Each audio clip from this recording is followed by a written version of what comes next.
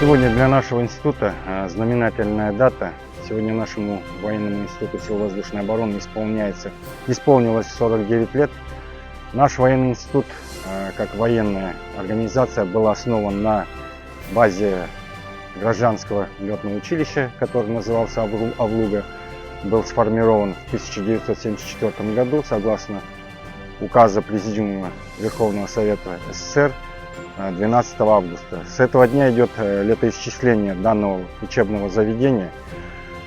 Для нас является гордостью то, что наш военный институт носит имя знаменитого нашего казахского батыра, летчика, дважды Героя Советского Союза Талгата Якубековича Бегельдинова.